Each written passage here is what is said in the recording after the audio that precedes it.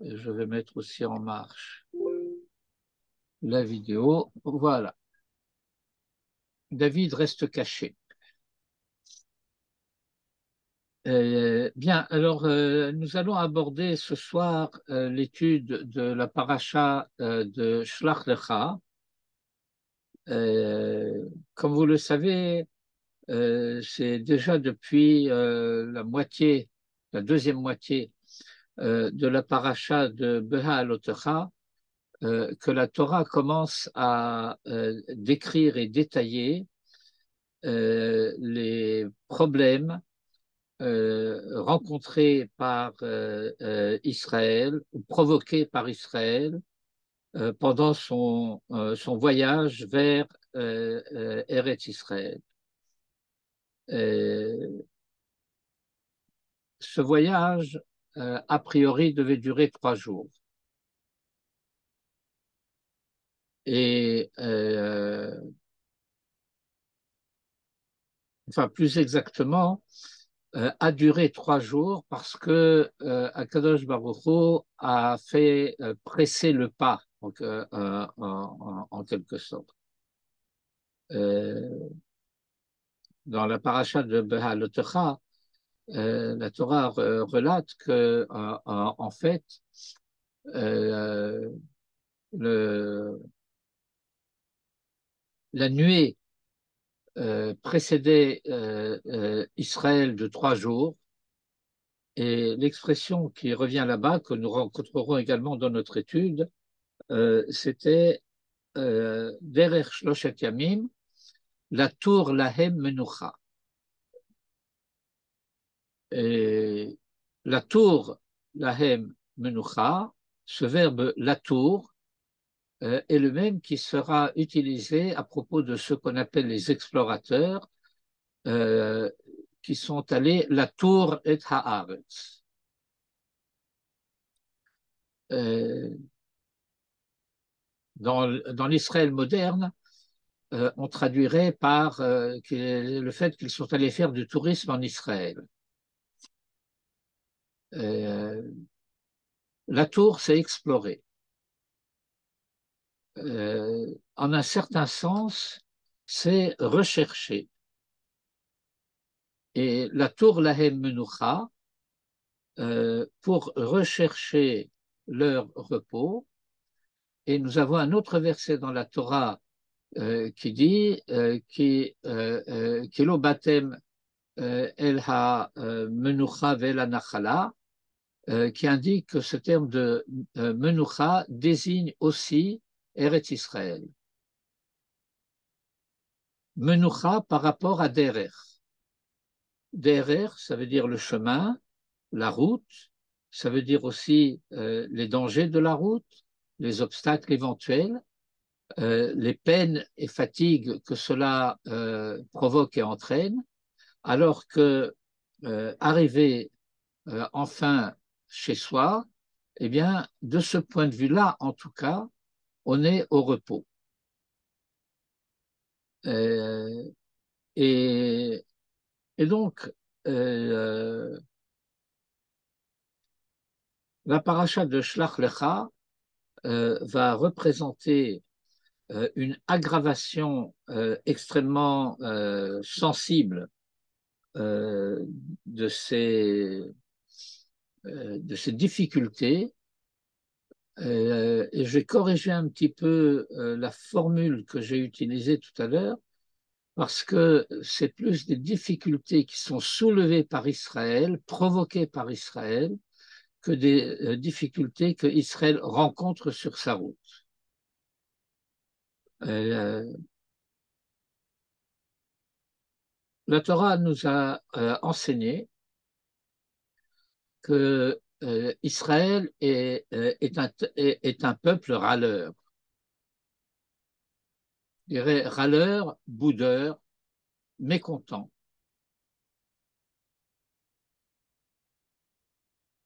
Et quand il n'est pas content, il le fait savoir. Et la Torah va nous indiquer 10 occurrences, 10 occasions au cours desquelles Israël a mécontenté Dieu. euh, ce chiffre de 10 n'est pas non plus un chiffre, comment dirais-je,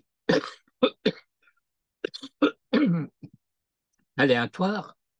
C'est le fait que les récriminations d'Israël, les protestations d'Israël, les difficultés soulevées par Israël représentent toute l'envergure de la distance de la terre aux cieux.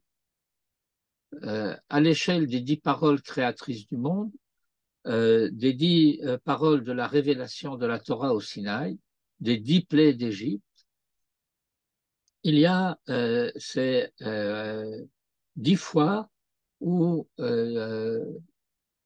Israël a provoqué un courroux divin et la paracha de Shlach Lecha en est une d'importance. Bon, on sait ce qui s'est passé.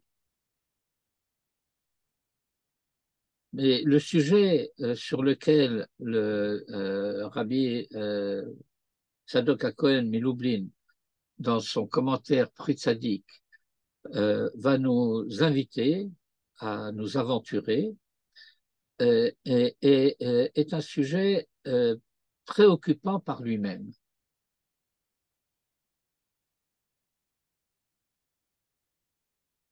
Je commence par un préalable à la compréhension du sujet, mais j'essaierai d'aller assez vite de ce point de vue-là. Nous le savons par l'enseignement de la Torah elle-même, bien que parfois certains versets de la Torah puissent prêter à malentendu, puissent être interprétés de manière ambiguë. Et Maïmonide clarifie de manière très précise et très catégorique ce sujet. Personne ne naît rachat, ni tzaddik d'ailleurs. On devient tzaddik ou on devient rachat. Et c'est une question d'orientation de la volonté. De quelle manière je vais diriger ma volonté. Et par conséquent, je mentionnerai essentiellement 2 personnages bien connus de la Torah qui ont une mauvaise réputation de ce point de vue-là. Caïn, qui est devenu assassin de son frère, et Esav, dont on connaît les penchants venimeux à l'égard de son frère Jacob, et la conduite qui a su mécontenter son père et sa mère par ses mariages en particulier avec des filles du pays, Vatihiena Moratrouach, le Yitzhak ou le Rivka. On traduit qu'elles étaient cause d'amertume pour Isaac et Rivka, mais les commentaires traditionnels penchent à expliquer le terme de moratoire plutôt dans le sens de rébellion que dans le sens d'amertume. Que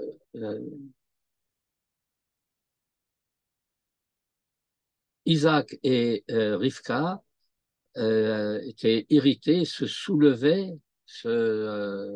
contre les conduites de leur belle-fille. Toujours est-il que nous savons par la promesse que Dieu a faite à Abraham que Ésaü ne deviendrait pas rachat de son vivant. Dans Brit Ben Abetarim, lorsque Dieu annonce l'exil, qui sera en fait l'exil d'Égypte, mais ce n'est pas dit formellement dans le passage, mais que Israël sera en exil, etc., ça oui. Et puis, finalement, ils reviendront après 4 générations. Et entre-temps, Dieu l'annonce à Abraham Tavo el avotecha beshalom, tikaver beseva tova. Tu rejoindras tes pères en paix et tu seras enterré dans une bonne vieillesse. Et la tradition nous enseigne à ce sujet, et cela apparaît dans les commentaires de Rashi en particulier, dans les Midrashim, que ce verset nous enseigne d'avance que Yishmaël fera teshuva, parce que comment Abraham pourrait-il être en bonne vieillesse dans l'idée que son fils qu'il aime, Ishmaël, a mal tourné, et également que son petit-fils, Ésaü, aurait mal tourné. Et donc, de Ishmaël, on nous dit qu'il aura fait teshuva, mais de Esav, on nous dit qu'il ne prendra pas un mauvais chemin. L'expression traditionnelle, c'est lo yetse le tarbut ra'a, avant le décès d'Abraham. Et Manito insistait beaucoup dans les études sur les Toladot, quand on étudiait le début de Parashat Toldot Yitzhak, sur les antagonismes entre Jacob et Ésaü, sur le cheminement intellectuel, spirituel, moral, pratique d'Ésaü, qui le conduit d'un idéalisme outrancier à un rejet total de la tradition, tel que c'est décrit dans l'épisode de la vente de ce qu'on appelle le droit d'aînesse, mais qu'il faudrait plutôt appeler le devoir d'aînesse.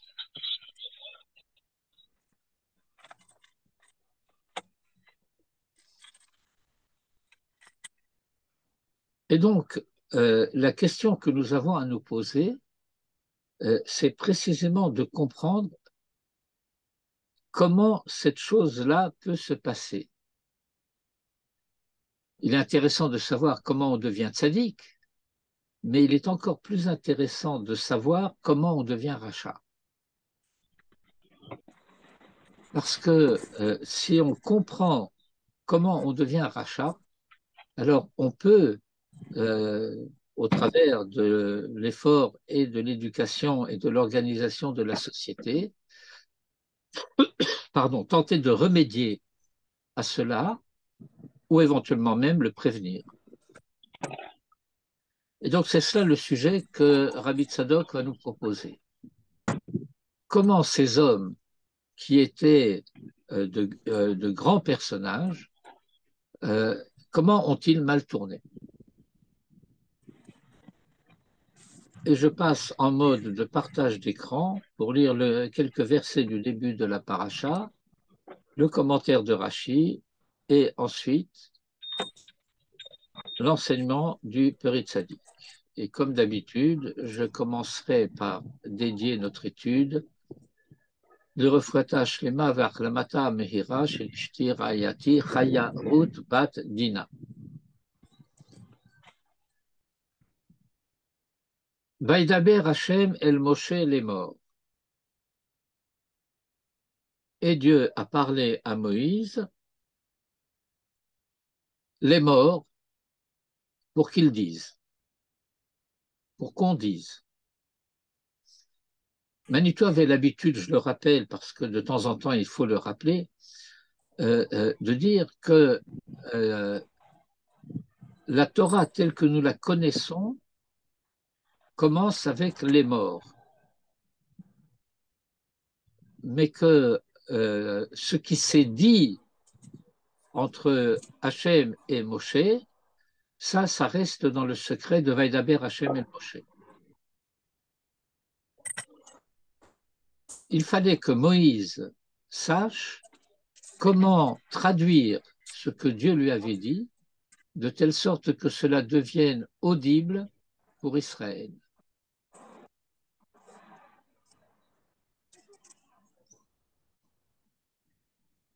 Quel est le contenu de cette parole? Shelach lecha anashim, envoie pour toi des personnalités, des personnages.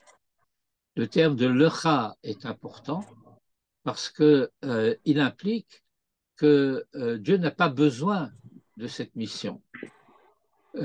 Si quelqu'un a besoin de cette mission ou en tout état de cause l'accepte, c'est Moïse. Veyatouru et Eretz Kenaran, et qu'ils visitent, qu'ils explorent le pays de Canaan, Asherani Noten Livne Israël, que je donne au présent. Ce n'est pas un futur, ce n'est pas que je donnerai, ce n'est pas la terre promise. Expression que malheureusement on rencontre aussi dans la bouche de rabbins vénérables, anciens et modernes, Haaretz Hamuftachat. Ça n'existe pas dans la tradition d'Israël, Haaretz Hamuftachat. Ça, c'est une expression qui est traduite de chez la théologie chrétienne, la terre promise. C'est la terre jurée ou la terre donnée.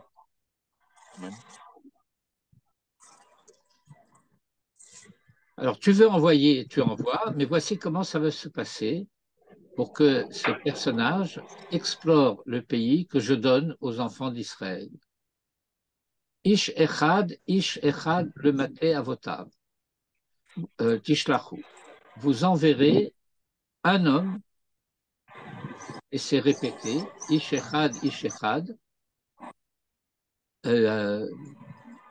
pour chaque tribu de ses pères, et ceux que vous enverrez seront tous Nassi Vahem, seront des princes, c'est-à-dire des chefs de la tribu. Plus tard, la Torah, non, c'est même pas plus tard, c'est plus tôt, c'est déjà dans Sefer Vaïkra. La Torah utilise le terme de Nassi, qui va être lu par le Talmud au sens de roi. Et donc, lorsqu'on dira plus tard, par exemple, Rabbi Yehuda Hanassi, ça veut dire que Rabbi Yehuda avait des prérogatives royales et que ce n'est pas pour rien que l'on rappelait qu'il était de la lignée du roi David.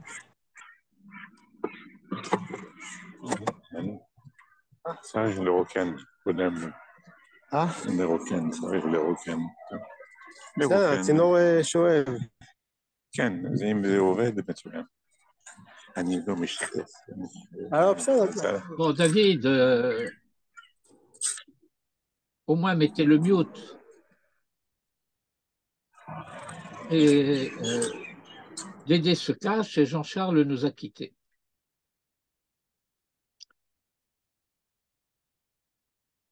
Donc je m'interroge. Bien. Et donc c'est très concis. Cela s'énonce en un verset. Ish echad la maté, kol nasi bahem. Et ça veut dire qu'il s'agit de personnages de premier plan. Vaishlach otam Moshe, et Moïse les a envoyés. Mimidbar Paran, depuis le désert de Paran, c'est-à-dire de la frontière d'Eretz Israël, de la frontière sud d'Eretz Israël, Alpi Hashem, et Alpi Hashem signifie que ces personnages avaient été individuellement choisis avec le conseil de Dieu. Kulam Anashim, et ce sont tous des personnalités. Anashim, c'est toujours des personnages importants. Raché, Bené, Yisraël, Hema, qui sont parmi les chefs des enfants d'Israël.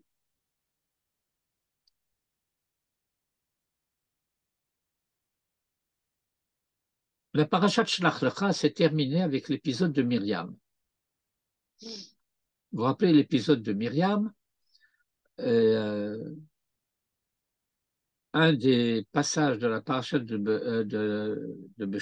Be'alotecha pour permettre à Moïse de mieux gérer la société hébraïque de ce temps-là, il doit constituer un Sanhédrin, un conseil des sages. Et on va donc choisir 6 personnalités par tribu et on va tirer au sort ceux qui feront partie de l'assemblée des sages, des Ekénim, des anciens, et ceux qui n'en feront pas partie, qui seront Eldad et Médad, 2 personnages qui auront été éclaboussés, si je puis dire, par l'esprit de sainteté répandu sur les anciens et qui se mettent à prophétiser dans le camp. Et le Midrash raconte que Tzipora, la femme de Moïse, était en compagnie de Myriam et de Aharon lorsque le bruit leur est parvenu que Eldad et Médad prophétisent dans le camp. Sur quoi Tzipora s'est exclamé « Je plains leurs femmes ». Et Myriam, interloquée, lui demande « Mais pourquoi tu dis cela ?»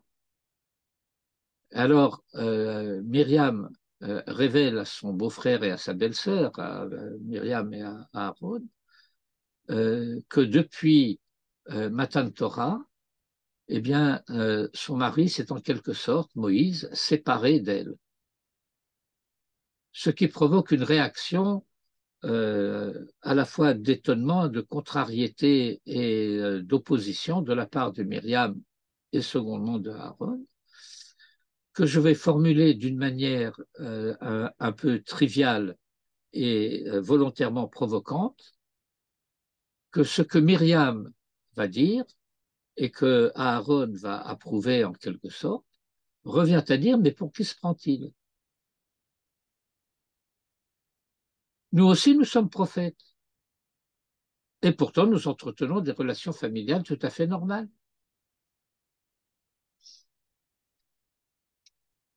Et alors, va se passer ce qui se passe, ils vont recevoir une leçon de modestie de la part d'Akadosh Baruch Hu, et Myriam va être frappée de lèpre, et qui est la sanction du Lachon Hara. Moïse va prier en sa faveur, et il va falloir attendre 7 jours de purification pour Myriam avant de reprendre la route. En réalité, ce n'est pas tellement qu'il a fallu attendre 7 jours de purification, c'est que le peuple a décidé d'attendre. Ce qui exprime aussi le degré d'affection d'Israël pour Myriam et plus tard pour Aaron.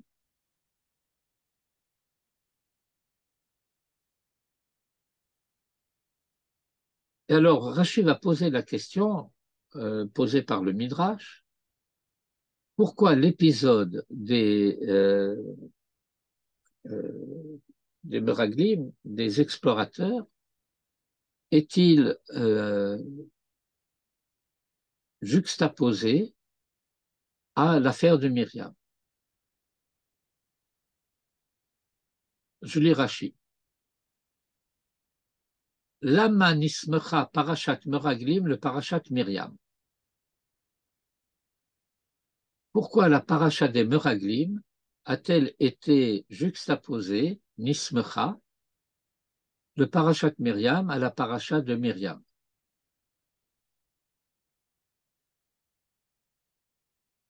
Réponse, le fiche est l'acta al-iske diba. Étant donné qu'elle a été frappée, sanctionnée, punie, pour des causes de ce qu'on appelle dans la Torah diba, Diba, c'est pas sheker. Il y a une nuance de différence entre Diba et Lachon Hara, mais c'est très proche en réalité. Et ici, l'expression qui est utilisée par Rashi, c'est Dafka Diba, chez Dibra Be'ahiha, parce qu'elle a parlé de son frère. Nous traduisons en quelque sorte qu'elle a mal parlé de son frère.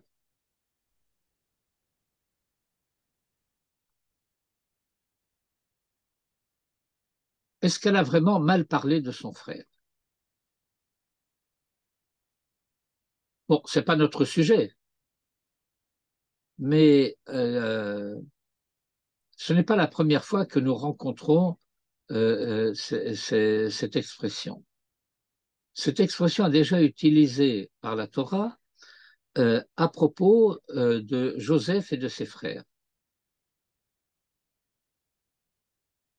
Que Joseph rapportait à son père les propos négatifs de ses frères à l'égard des fils des servantes. Les 6 fils de Léa se considéraient comme l'aristocratie d'Israël, la noblesse. Et les fils des servantes, eh ben, c'était la plèbe.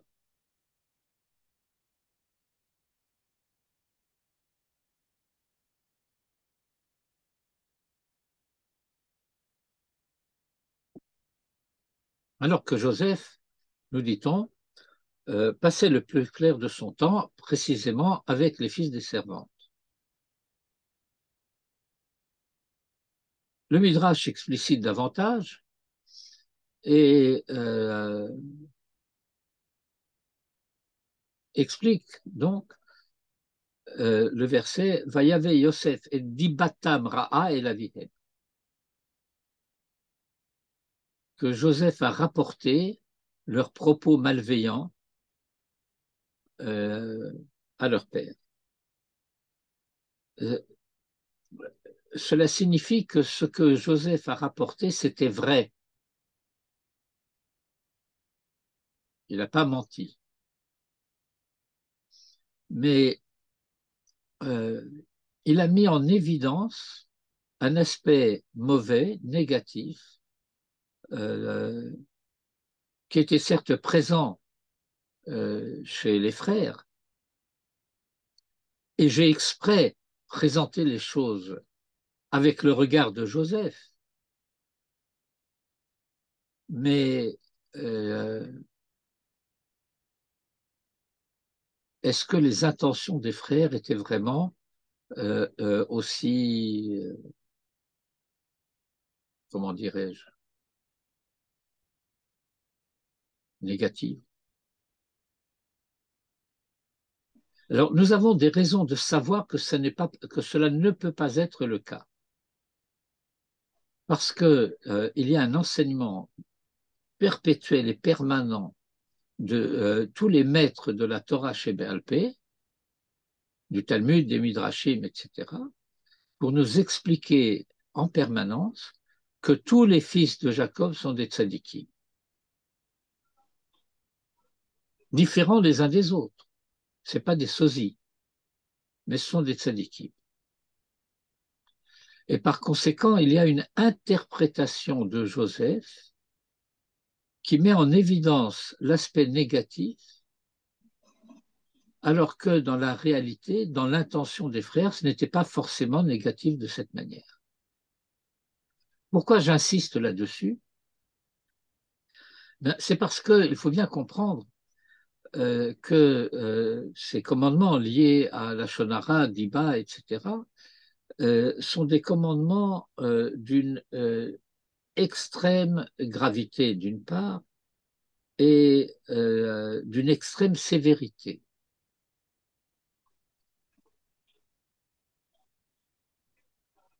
Je me souviens avec beaucoup de clarté de l'enseignement du Rav Rothenberg à ce sujet, ce qu'il nous expliquait à chaque fois lorsque ce sujet, cette notion de lashon hara était abordée. Et je vais le dire d'une manière peut-être encore plus appuyée que la formule, parce que c'était un homme doux que le Rav Rothenberg utilisait, ferme mais doux.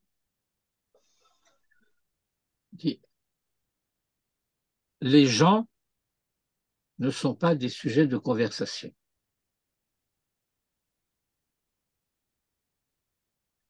Dès qu'on commence à parler de quelqu'un, même si on n'en dit que du bien, ça peut lui faire du tort. Et on ne parle pas des gens. On leur parle. On parle avec eux. Mais on ne parle pas d'eux à des tiers. On ne transmet pas d'informations qui, a priori, peuvent être des informations parfaitement neutres. Ah, tu sais qu'un tel, il a trouvé un emploi chez machin.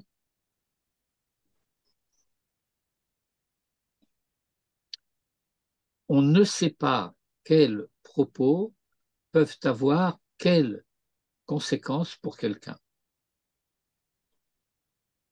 Et donc, et c'est un peu l'orientation de l'enseignement du Chafetz Chaim à ce sujet.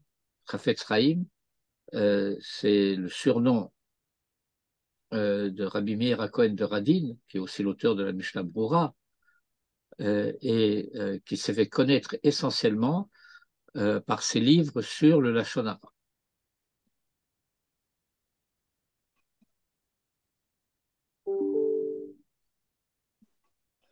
En français, on dit souvent mauvaise langue, mais ce n'est pas exactement vrai. Ce n'est pas la mauvaise langue. En hébreu, c'est la langue du mal. C'est-à-dire que le Lashon Hara consiste à prêter ma langue, pas au chat, mais au rat.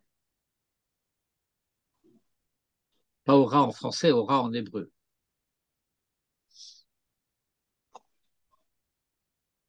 Et donc, le Midrash que Rashi rapporte dit, eh bien, Myriam a été sanctionnée à cause de la manière dont elle a parlé de Moïse, de son frère, et voici que ces Rechaïm-là en ont été témoins et ils n'ont pas appris la leçon.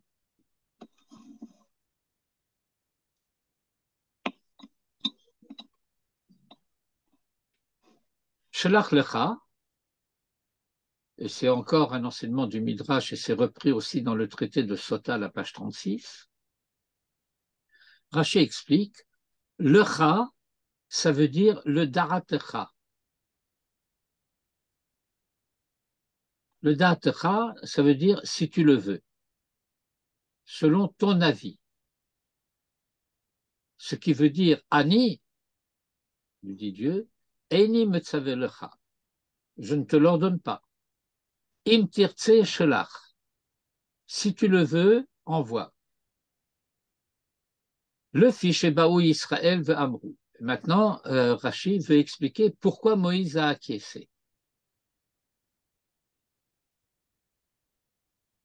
Étant donné que les gens du peuple, les délégués du peuple, les représentants du peuple, sont venus voir Moïse et lui ont dit Nishlecha anashim lefanenu, envoyons des personnages en avant de nous, ainsi que il est dit là-bas Vatikrevun elai kulchem, mais vous êtes tous venus, vous êtes approchés de moi pour dire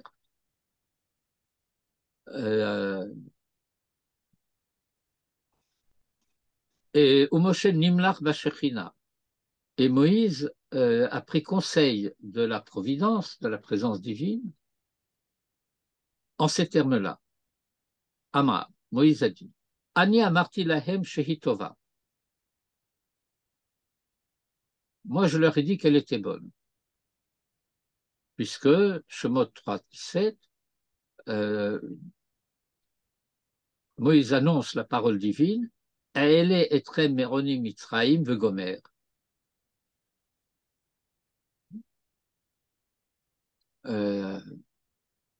Pardon, je corrige. Comme on dit chez Tzal, effacez tout, je reprends. Moshe a pris conseil de la Shrina. Et Dieu lui a répondu. Moi, je leur ai dit que la terre est bonne, puisque je leur ai annoncé, Elle est etrem meroni mitzraim, etc. Je vous ferai monter de la misère d'Égypte vers la terre bonne, etc. Et donc, maintenant, il demande d'aller l'explorer. Chayehem, c'est une formule d'engagement, de serment. Shani noten lahem makom litrot bedivrei hameraglim, leman lo yirshua. Que je vais leur donner l'occasion de se tromper quant aux paroles des explorateurs, afin qu'ils n'en héritent pas. Ça, c'est un enseignement du Midrash extrêmement sévère. Ça pourrait faire l'objet du cours, mais ce n'est pas ça l'objet du cours. Je veux simplement rapporter un détail d'une extrême importance. Lorsque Moïse relatera au début du Sefer Devarim l'épisode que nous appelons l'épisode des explorateurs, à la deuxième génération de ceux qui vont rentrer en Eretz Israël, eh bien, il va passer tout cet épisode-là en quelque sorte sous silence. Qu'est-ce à dire? Il va leur dire, vous êtes venus me voir et me demander d'envoyer des gens, nous avons envoyé des gens, ils sont revenus, ils ont dit la terre est bonne et vous, vous n'avez pas voulu y aller. Vous qui, le peuple d'Israël? Parce qu'il faut comprendre que 10 personnages, aussi importants soient-ils, ne font pas le poids face à 600 000 hommes de 20 ans et plus. Et que donc, si Israël a décidé à ce moment-là de ne pas entrer en Eretz Israël, s'il s'est laissé en quelque sorte prendre au piège des paroles des explorateurs, c'est que d'une certaine manière, ces paroles des explorateurs ont trouvé un écho chez le peuple.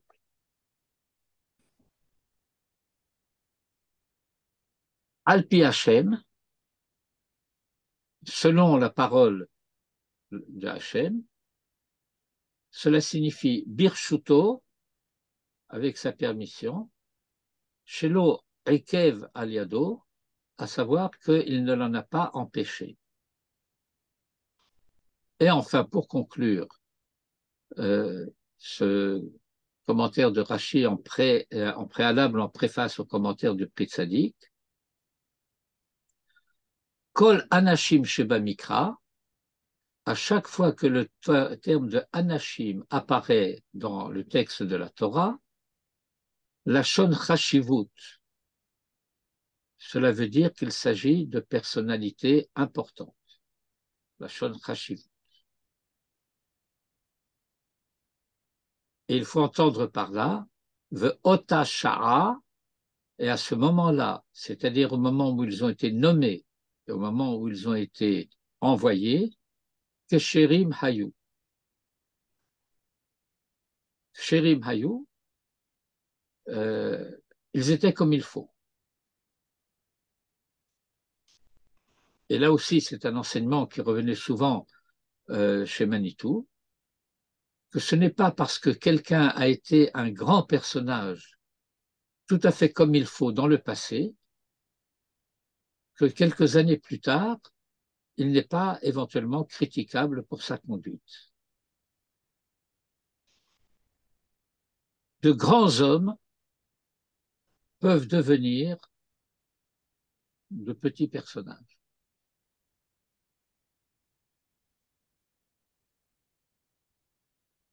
Nous en avons une grande quantité d'exemples dans l'histoire, et d'Israël et des nations.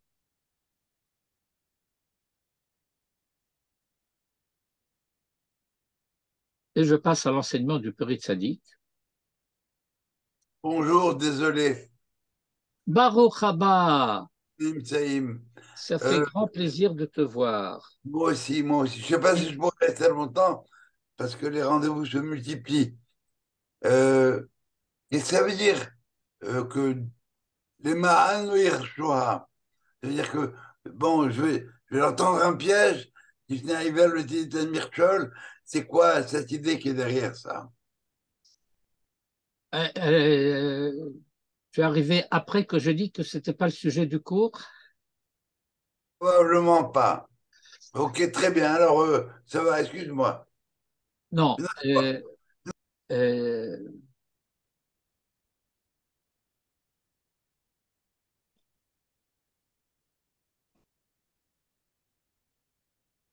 bon, très très brièvement, parce que je veux quand même qu'on étudie le prix sadique. Ça me paraît important.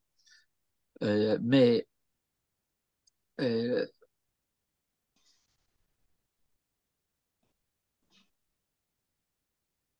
ce à quoi cela revient, cet enseignement du Midrash rapporté par Rashi, c'est le fait que on ne peut pas faire le salut des gens malgré eux. Il faut qu'Israël veuille entrer en Eretz Israël.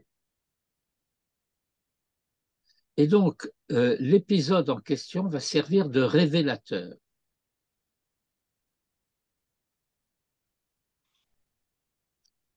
Et il s'agit de la génération en particulier, de cette génération-là. Ce n'est pas pour qu'Israël n'en hérite pas, puisque Dafka, dans le passage même, il va être dit, vos fils dont vous avez dit, comment vont-ils devenir les pauvres? Eh bien, eux, ils rentreront dans le pays, mais pas vous. Et encore une fois, il est important de comprendre que noten lahem makom litrot bedivre hameraglim. Je ne vais pas provoquer leur erreur, je vais la rendre possible.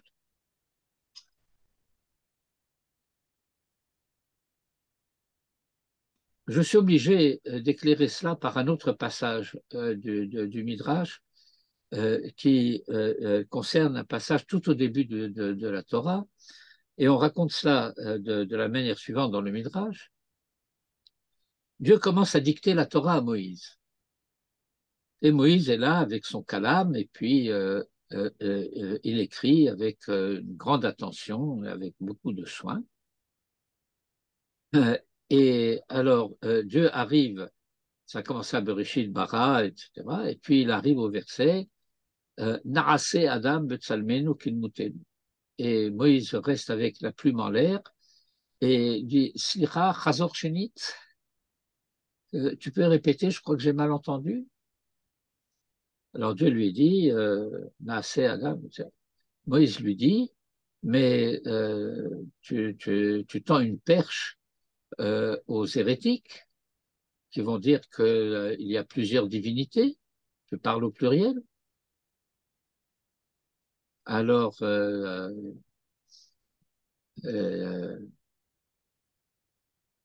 quelque sorte, Moïse leur dit, Atanoten makom litrot, tu rends possible l'erreur. Et Dieu lui répond, Moshe Ketov. Umi sheyirtse litrot yavo veit'e. Et ici, le français nous aide un petit peu par rapport à la compréhension du sujet, et Manitou a insisté aussi beaucoup là-dessus. Ne se trompe que celui qui veut se tromper. Le trompeur commence par tromper lui-même, et ensuite il trompe les autres. Mais se tromper, eh bien, ça veut dire qu'il y avait une intention. Se tromper, ce n'est pas une erreur. Et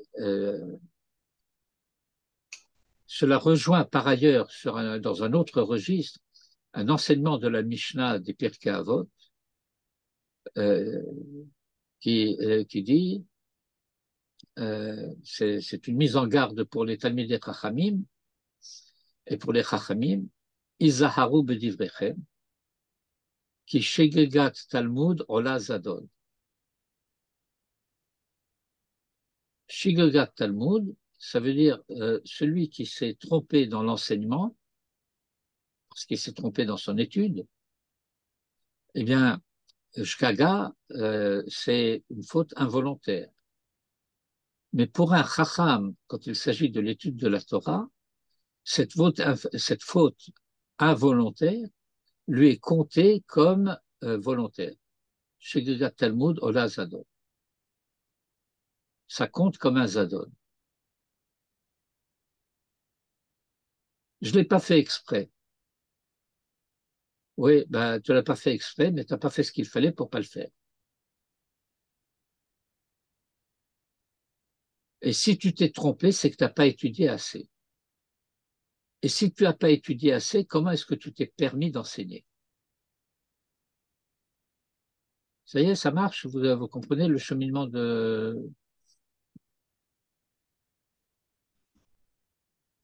Shlach lecha anashim vegomer, Hashem bnei Israël hema. Ou b'midrash Rabbah,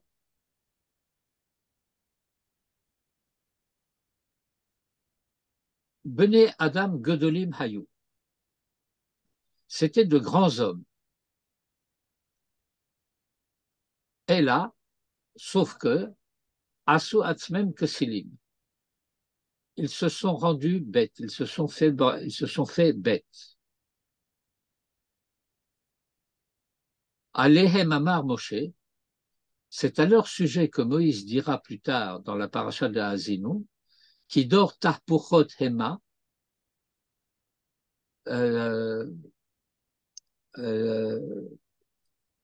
ils sont une génération Tarpuchot. Comment on dit ça? Versatile. Ils changent, ils se retournent. Ils retournent leur veste. Et puis ils retournent la veste qu'ils ont retournée. Banim, lo emun bam. Des fils auxquels on ne peut pas faire confiance. Chez Nifraru Mikol Israël, Mipi Akadosh Baruchu, Mipi Moshe, puisqu'ils ont été choisis d'entre tout Israël, Mipi Akadosh Baruchu ou Mipi Moshe, et le prix tzaddik inverse ici par Kavod l'ordre des choses, puisque le peuple propose ses représentants, Moïse choisit parmi eux ceux qu'il considère comme étant les plus aptes, et il demande à Dieu de confirmer. Parce que si c'est Alpi Akadosh Baruch Hu, on n'a plus besoin de Moshe. Vous comprenez mon explication? Chez Ken Ketiv, Vaïtav, Vegomer, il est écrit qu'ils ont été agréés. Mikan Shehayu Tzadikim Bifne Israël ou Bifne Moshe, et cela prouve qu'ils étaient considérés comme des tzadikim par Israël, le peuple, ceux qui les a choisis comme ses représentants, ou Bifne Moshe, et par Moïse, qui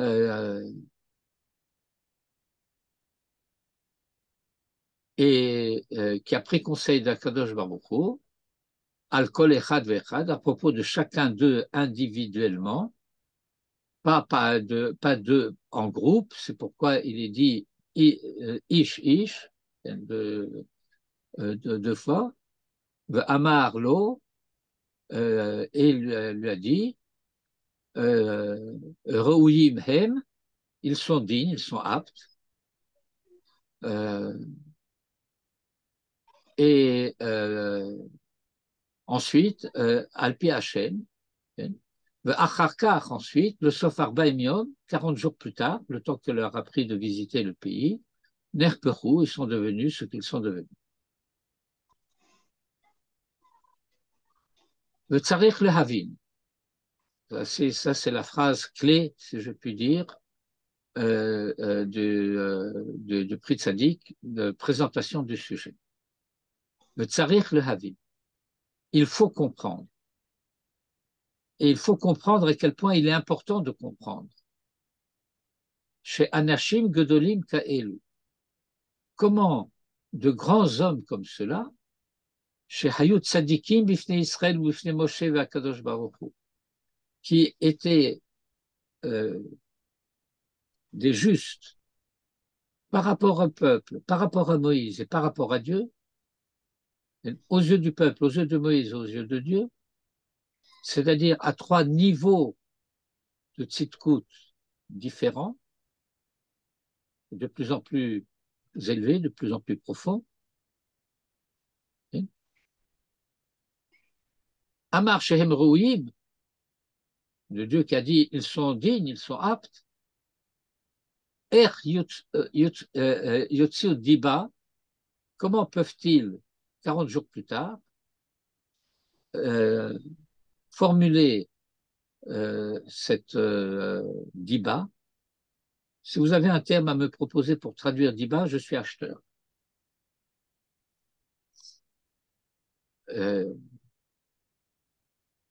Et qui ont menti.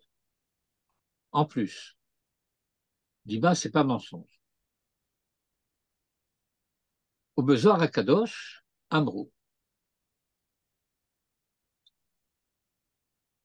Alors, le Zohar explique quel a été le raisonnement, si je puis dire, des Meraglim. Comment ces Meraglim sont-ils devenus ce qu'ils sont devenus?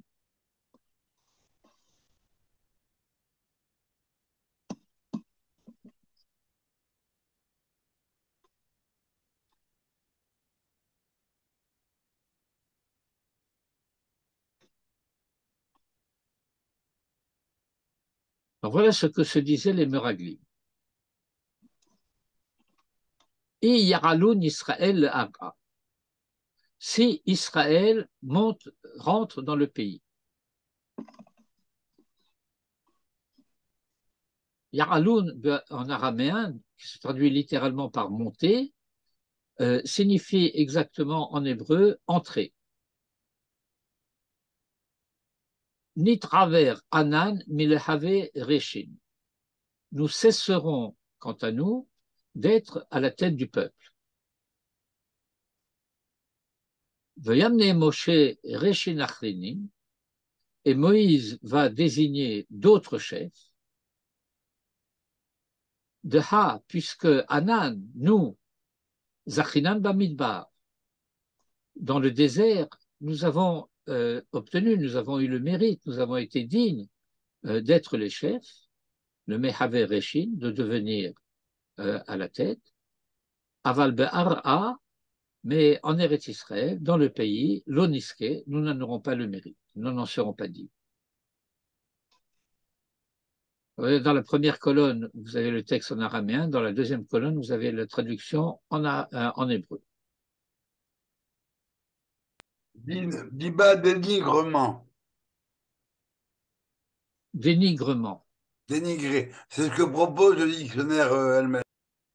Ou diffamer.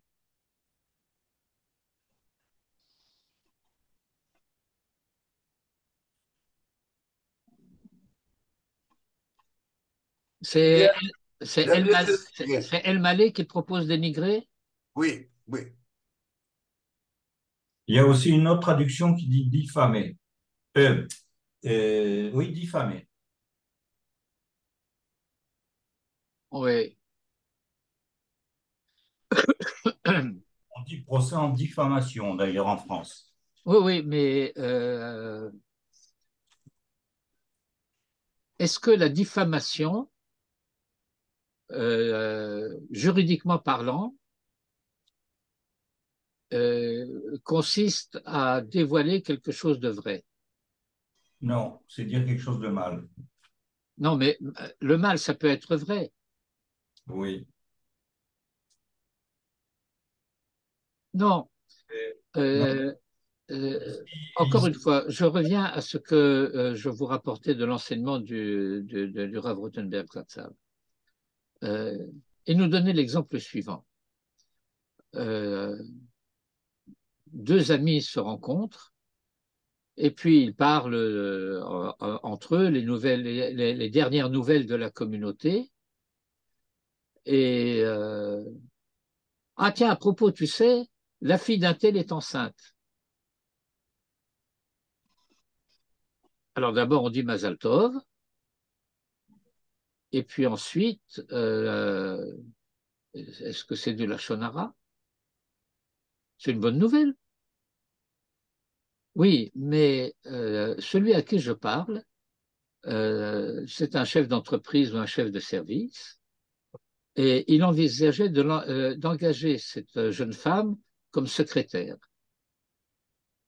Et maintenant qu'il sait qu'elle est enceinte, et que dans quelques mois, elle va partir en congé de maternité, eh bien, il va ranger son dossier dans un tiroir et il va engager quelqu'un d'autre. Et donc, j'ai fait du tort. J'ai dévoilé quelque chose et ce quelque chose est nuisible à la personne dont j'ai parlé. Mais je n'ai rien dit de mal. Je n'ai pas menti. Je n'ai pas dénigré.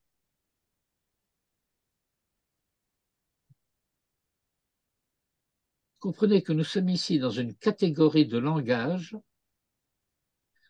et de moralité de la parole qui est d'un tout autre rang que ces expressions qui, aussi bien dénigrées et diffamées encore moins, ne sont pas à même de rendre compte de cette notion de diba.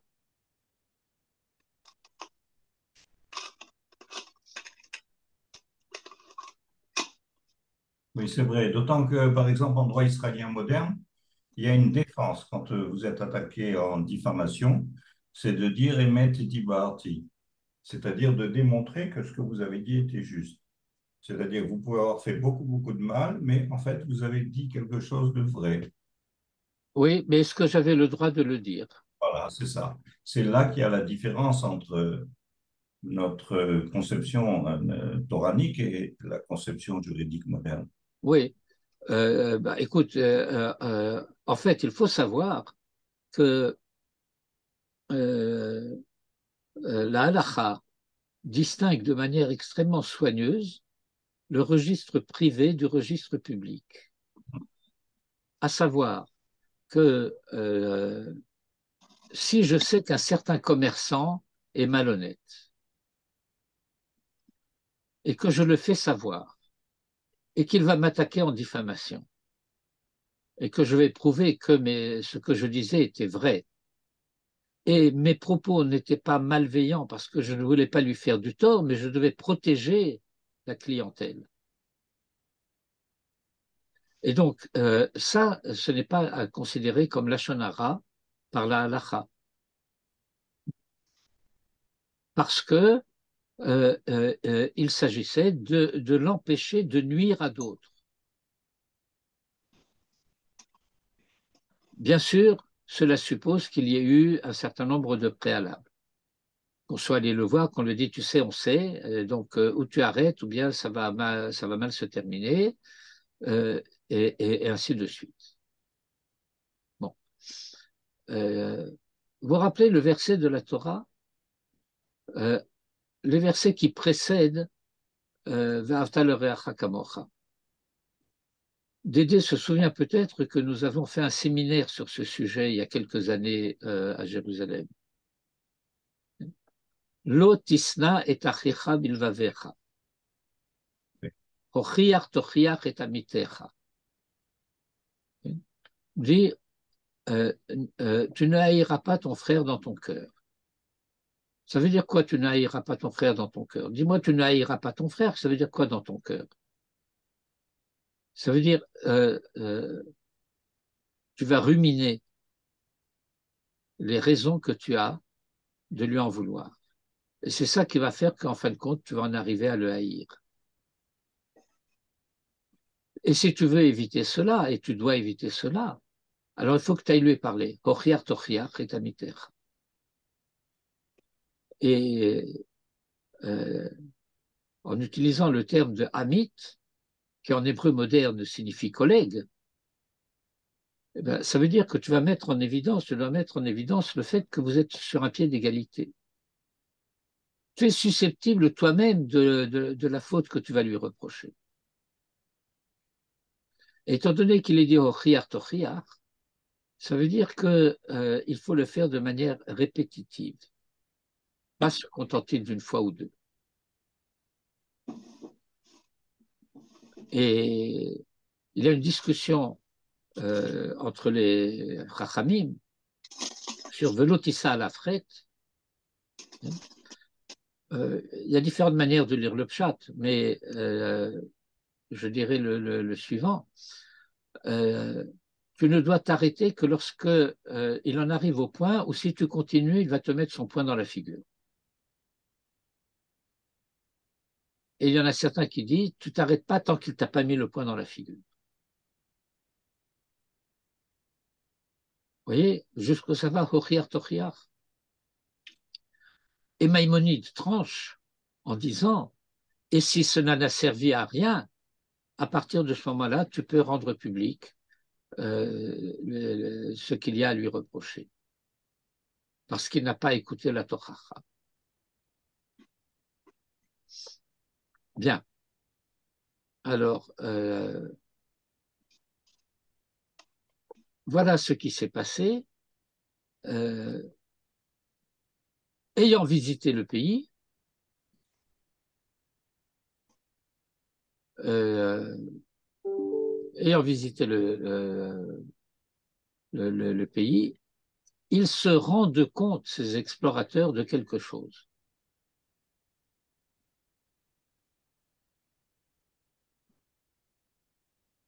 Vetzarir le Havin, il faut comprendre. Vous voyez, le premier Vetzarir le Havin, Shanashim Gedolim Kailo, comment sont-ils arrivés à devenir ce qu'ils sont devenus? Alors, on nous donne une première réponse dans le Zohar. Et Rabbi Tzadok reprend. Vetzarir le Havin. Et ça aussi, il faut comprendre. Et d'où savait-il chez Eretz Israël, Louis Hurashim, qu'en Eretz Israël, ils ne seraient plus les chefs du peuple?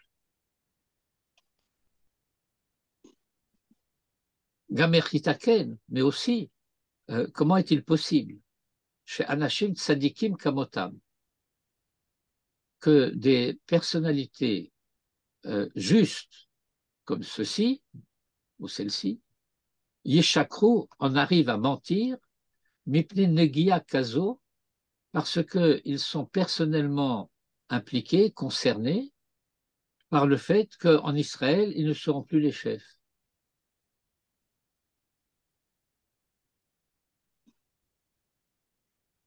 C'est-à-dire que ce que le texte du Zohar laisse entendre, c'est le fait que ce qui les a induits à mal parler d'Eretz Israël, c'était pour préserver leur position à la tête du peuple.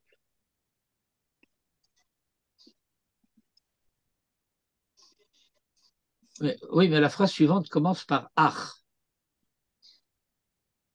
Et « ach », c'est toujours une expression restrictive.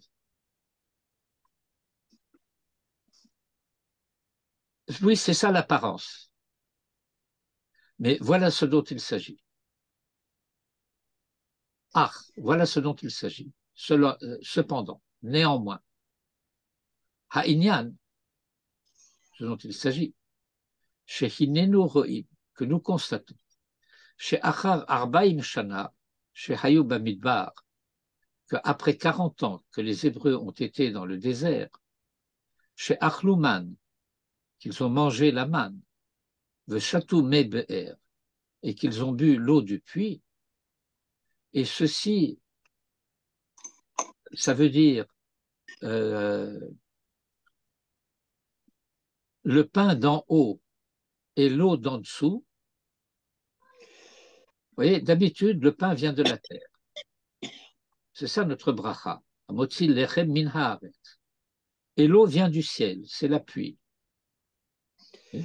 Et dans le désert, il y a inversion des dimensions. Or, Lechem et Maïm sont toutes les deux des expressions qui désignent la Torah. En Lechem est la Torah, En Maïm est la Torah. Et donc, il y a la manne qui est Lechem Shamaim, qui est le pain qui vient d'en haut. Et en l'occurrence, dans le désert, eh bien, ils avaient l'eau du puits de Myriam. Et par le fait qu'ils avaient accès à ce pain et à cette eau surnaturelle, c'est-à-dire qui était de l'essence même de la Torah elle-même. Alors, ils ont mangé pendant 40 ans la manne et bu l'eau du puits, pardon, que des Sheyibarla d'Ivre Torah Betor Mehem, afin que les enseignements de la Torah s'intègrent dans leur tripes. Ça veut dire que la Torah ne reste pas quelque chose d'extérieur à eux. Extérieur, ça veut dire quelque chose de connu, un contenu de connaissance, mais que cela devienne une dimension de l'être même.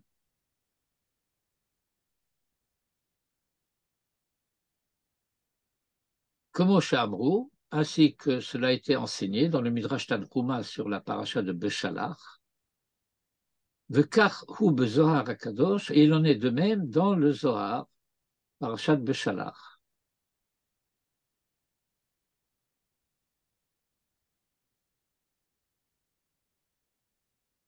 Et voilà ce que dit le Zohar. Vekaden mitbarer bemeroy, et alors la Torah se féconde en quelque sorte dans ses tripes.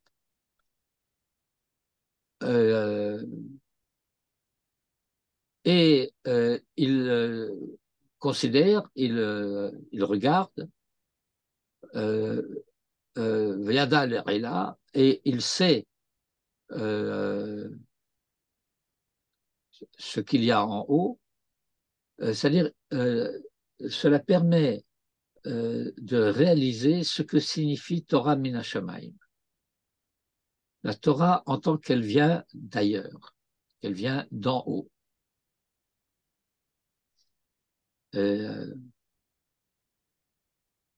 Dans le langage du Lashon HaKodesh, monter, cela veut dire se projeter dans l'avenir.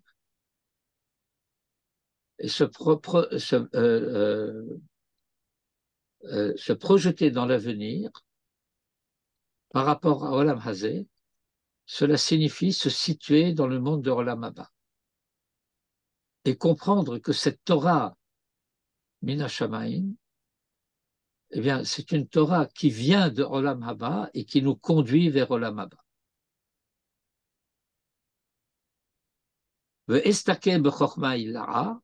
Et alors, il explore la sagesse d'en haut, suprême, vers Alda, et c'est à cause de cela, Ikroun Dordea, qu'ils ont été appelés génération de la connaissance. Et c'est donc l'occasion de rappeler qu'il y a une ambiguïté dans la traduction parce que la connaissance, pour nous, c'est quelque chose qui est un objet de connaissance, c'est un contenu de conscience, alors qu'en hébreu, darat, ça veut dire que c'est une dimension d'identité. Bien sûr que ça passe par le savoir, la connaissance, mais c'est une connaissance qui devient une dimension de moi-même.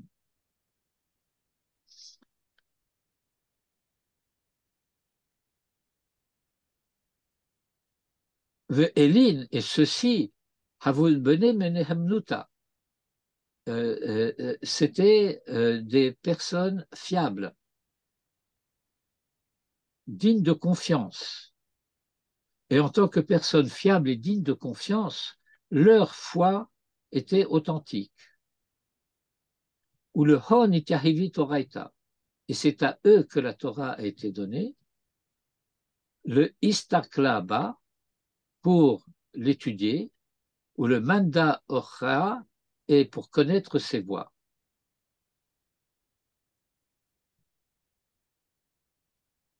Ve'im kol ze ketiv.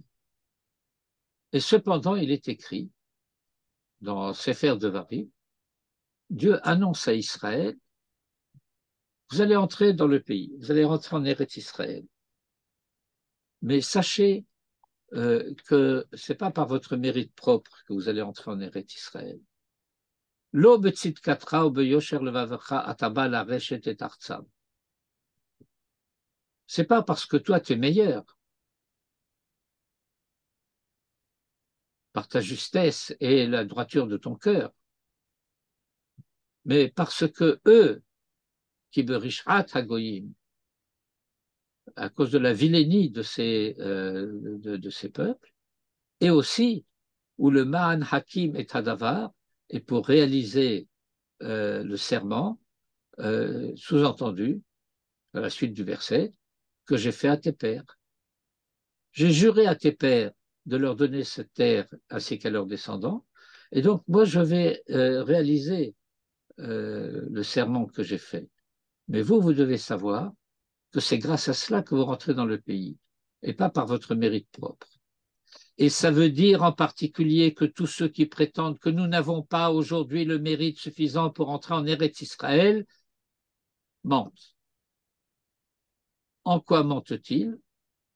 Eh bien, ils mentent en cela qu'ils veulent nous faire croire que ça dépend du mérite, alors que ça ne dépend pas et que ça n'a jamais dépendu du mérite. Et la Torah nous l'a dit de manière extrêmement claire et explicite.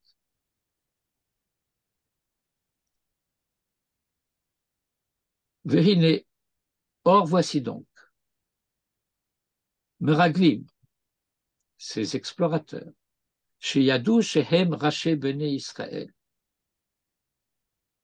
qui se savaient à la tête du peuple, ou chez Baoul, Eretz Israël, et lorsqu'ils sont venus en Eretz Israël, Vehirgishu, Shebetzitkatam Enam Kedai, et qui ont perçu alors, parce que Eretz Israël a cette particularité, en hébreu on dit cette segoula, en français on dit c'est une terre qui a ce goût-là, qu'elle nous révèle à nous-mêmes.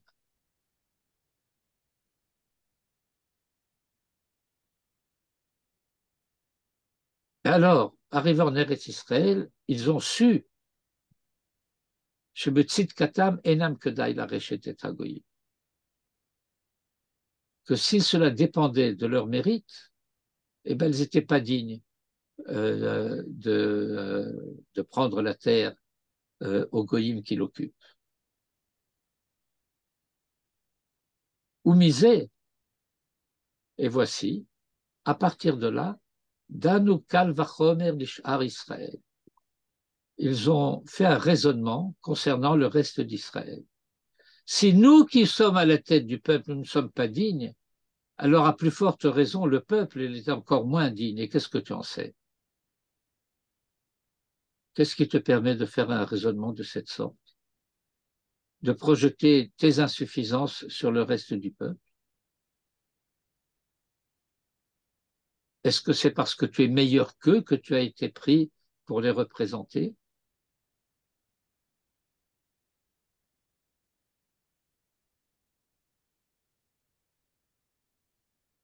Verishat Hagoyim, il faut prendre en compte aussi la vilainie des peuples qui occupent le pays à ce moment-là, puisque dans la prophétie de Brit Ben Abetarim donnée à Abraham, il y a un verset un peu sibyllin qui dit « Kilo shalem avon haemori adhena » Bon, il va falloir qu'Israël soit l'étranger parce qu'il va devoir hériter de la terre et que la faute de l'Amoréen n'en sera pas encore arrivée à son comble. Shelo nitmala se'ata madaim, que ce verset n'est pas encore réalisé. Et donc le temps, en quelque sorte, ne serait pas encore venu de pouvoir hériter de la terre, puisque il aurait encore un certain mérite, un certain droit de l'Amoréen à occuper cette terre. Ce qui soulève un deuxième tollé de notre part, en disant « Et qu'est-ce qui te permet de discuter les décisions du bon Dieu ?» Si Akadosh Baruch Hu a décidé, c'est maintenant le moment de rentrer en Eretz Israël, tu vas lui demander, tu es sûr? Tu te trompes pas? Dieu a décidé, qu'est-ce que tu discutes? La reine, c'est pourquoi le fils Varatam Zo, d'après ce raisonnement, Abrou chez Ifchar Liknos la Haaretz Miyad. Voilà ce qu'ils ont dit, c'est qu'il est impossible de rentrer dans le pays tout de suite. Aval ze haya achisaron shaya chaser lahem haemuna beshlemut. Mais leur problème, c'est que ce qui leur manquait, c'était une émouna pleine et entière, authentique. Ce n'était pas d'authentiques croyants. Ils n'avaient pas confiance en Dieu. Dans Sefer Devarim, ce point-là s'exprimera par un verset explicite qui dira « Ubadavar azeh enchem ma'aminim ba'Hashem Elokechem »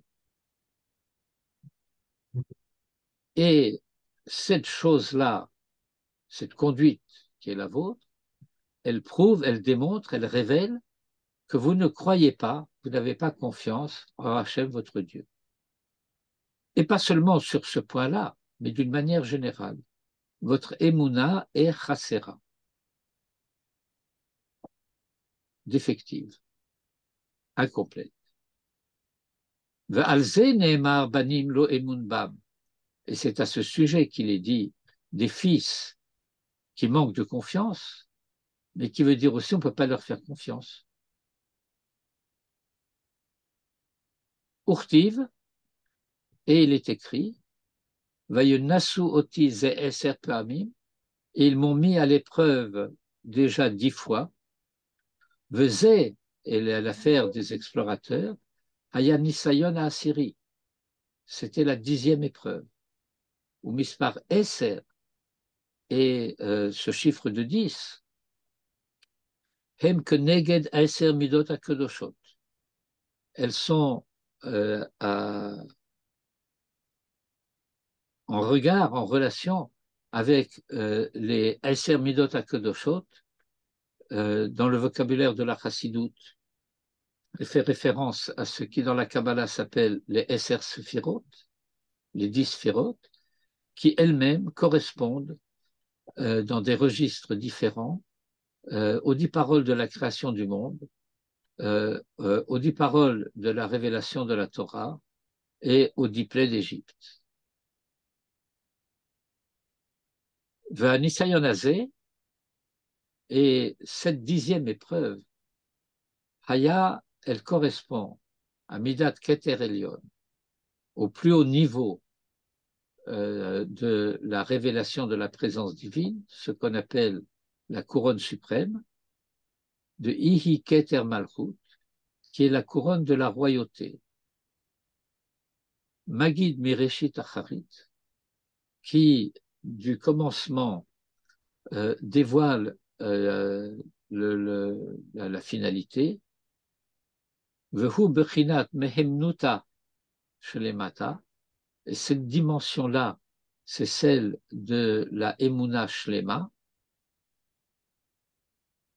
la Emuna authentique, comme Shamar Bezohar HaKadosh, comme cela est enseigné dans le Zohar HaKadosh, dans la paracha de Yitro.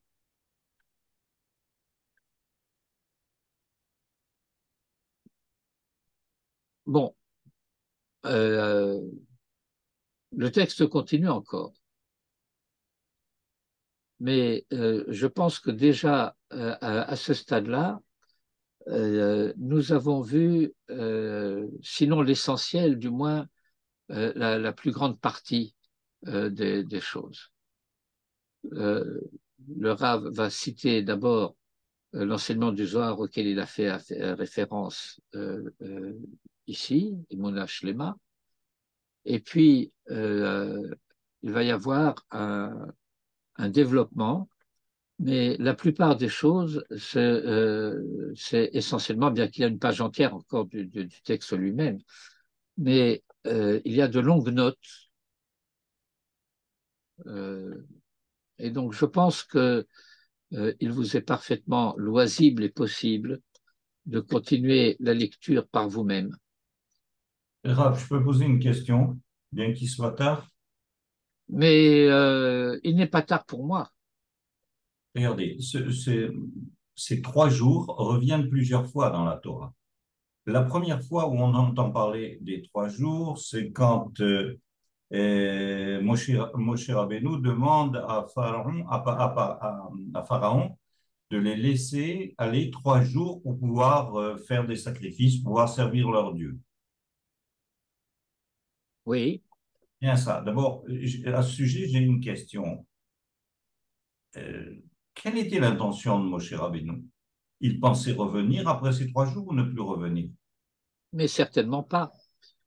Euh, bon, Pardon, je continuerai. Donc, ça nous ramène aux fameux 3 jours des 11 jours où ils devaient arriver et ils sont arrivés en 3 jours.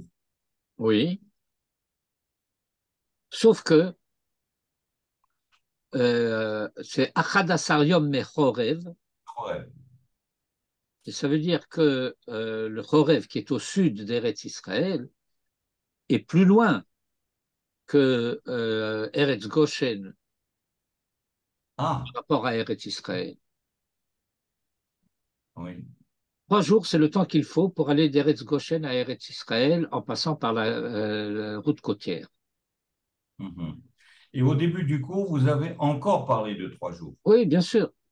Et C'est- donc, parce que j'ai dit que la Shrina précédait le peuple de 3 jours, la Tour Lahem Menucha. OK. Là, oui. Et donc, lorsque Moïse dit, on va traverser le désert pour aller servir notre Dieu, et servir notre Dieu, c'est en Eretz Israël. Et alors, il ment? Mais non, il ne ment pas. On va traverser le désert pour aller servir notre Dieu. Euh, C'est difficile à croire, à accepter. euh, Et quoi, bon, ils vont... je vais dire la chose suivante.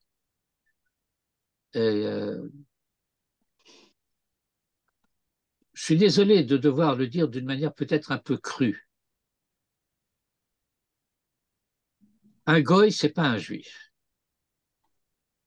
Et un juif, c'est pas un goy.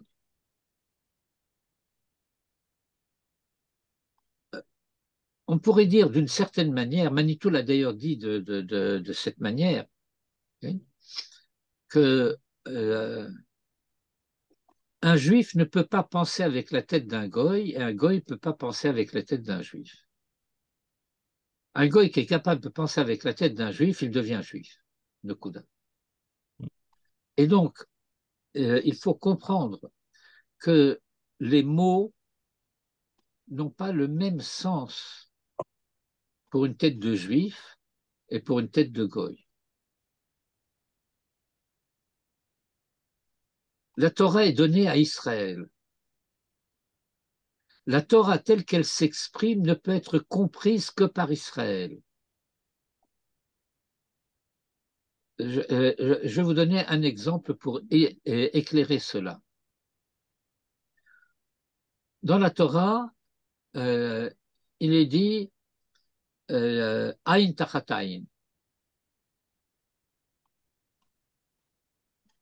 œil pour œil. Et vous savez ce que les goïms ont fait de œil pour œil. Oui, oui. La vengeance, la loi du talion, etc. Pour le Talmud, il ne fait absolument aucun doute, il n'y a pas un instant d'hésitation quant au fait que, œil pour œil, cela signifie dédommagement financier. On ne veut pas crever l'œil de quelqu'un à qui on a crevé l'œil par accident, ou lui trancher la jambe, ou lui. Ça, euh, ça, ce n'est que dans une tête barbare que ça peut rentrer. Et donc, lorsque tu dis aïn tachat aïn, œil pour œil à un juif, il sait de quoi tu parles. Mais tu ne peux pas enseigner cette halakha-là à un goy dans ces termes-là. Si tu dois l'enseigner à un goy pour qu'il comprenne de quoi il s'agit, alors tu dirais la chose suivante. Si M. Dupont était vendu comme esclave et qu'à la suite de l'accident qui s'est produit, le prix que je peux en attendre si je le vends comme esclave a diminué. Alors je lui dois en dédommagement cette dévaluation de sa valeur. Ça, c'est un langage qu'un goy peut comprendre. Oui. Mais il ne peut pas comprendre quand je lui dis œil pour œil. Et donc, lorsque Moïse va dire à Pharaon, eh bien, nous devons rentrer chez nous, Pharaon ne va pas comprendre. Ah, Mais Pharaon va comprendre lorsqu'on va lui dire, eh bien, nous avons un devoir religieux. il a fait. Parce que le devoir religieux, le culte, ça, il connaît.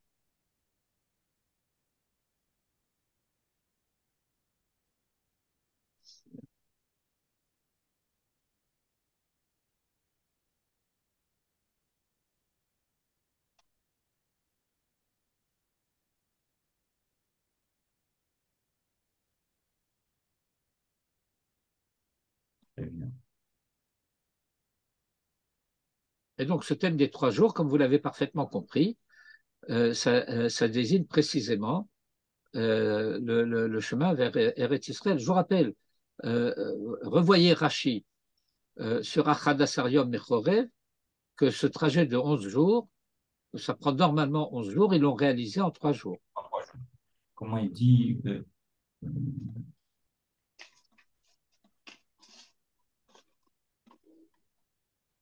sur le micro.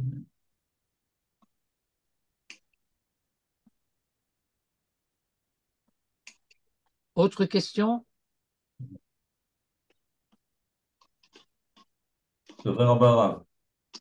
Bien.